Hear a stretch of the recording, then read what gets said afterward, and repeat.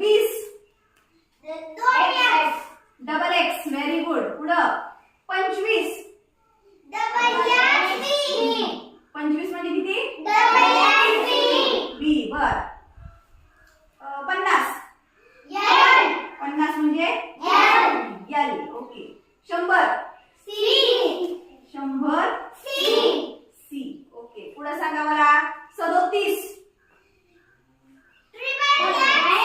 Triple x झाले 30 झाले. पुढं 36 37 व्हेरी गुड 37. ओके. चला पुढं 42 40 आणि 2 42